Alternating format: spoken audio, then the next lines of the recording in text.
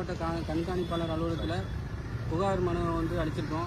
எதுக்கு அப்படின்னா, 2 நாட்களுக்கு முன்னாக திண்டுக்கல் பகுதியில் தேர்தல் பிரச்சாரம் சுற்றுப்பயணத்துக்கு வந்த எடப்பாடி பழனிசாமி அவர்கள் மதுரை விமான நிலையத்திற்கு முத்துராமலிங்க தேர் பெயர் வைக்கணும் அப்படின்னு சொல்லி பொது வெளியில் மக்கள் மத்தியில் பேசுகிறாரு.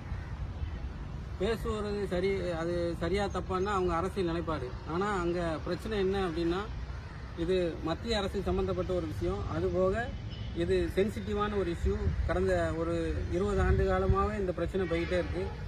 ஒவ்வொரு சமுதாயமும் இது எங்கள் சமுதாயத்தை சார்ந்த தலைவர் பெயர் வைக்கணுங்கிற ஒரு பிரச்சனை போயிட்டு இருக்கிற சூழலில், அதுபோக இப்போ இருபெரும் சமூகங்களுக்கு முக்கியமான நிகழ்வான குருபூஜை விழா இன்னும் 11ஆம் தேதியும் அக்டோபர் 30 வருது. இந்த சமயத்தில் ராமநாதபுரம் பகுதியில் 2 மாதங்களாக 144 தடை வச்சிருக்காங்க. இந்த சூழலில் எந்த வித சட்டத்துக்கு புறம்பான விஷயங்களும் பேசக்கூடாது, நடக்கக்கூடாதுங்கிற தமிழக அரசு, அது ஏடிஎம்கே கவர்மெண்ட் இருந்தாலும் சரி தான், திமுக கவர்மெண்ட் இருந்தாலும் சரி தான், அதில் சரியாக இருப்பாங்க.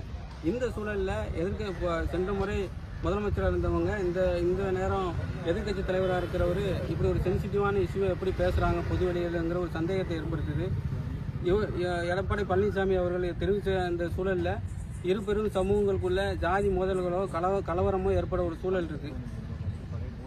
அதிமுக தேர்தல் பிரச்சாரம்னா நீங்கள் மக்களுக்கு ஏற்கனவே ஆட்சியில் இருக்கும்போது என்ன செஞ்சீங்க, இனிமேல் வருங்காலத்தில் என்ன செய்வீங்க, அந்த மாதிரி ஒரு விஷயங்களை பேசி நீங்கள் தேர்தல் பிரச்சாரம் பண்ணலாம், எதுவும் பண்ணலாம்.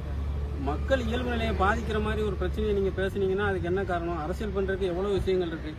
ஆனால் இந்த சென்சிட்டிவான பிரச்சனையை ஏற்படுத்தி சாதி மோதல்களை தூண்டுறாரோ அப்படின்னு சொல்லி எடப்பாடி பழனிசாமி அவர் மேலே எங்களுக்கு ஒரு சந்தேகம் ஏற்படுது. அதனால் அவரோட தேர்தல் சுற்றுப்பயணத்தை உடனே தமிழக காவல்துறையும் தமிழக அரசும் அதை தடுத்து நிறுத்தணும், அதுக்கு உடனே தடை விதிக்கணுங்கிறனால தூத்துக்குடி மாவட்ட கண்காணிப்பாளர் அலுவலகத்தில் நாங்கள் மனு அளிச்சிருக்கோம், புகார் தெரிவிச்சிருக்கோம்.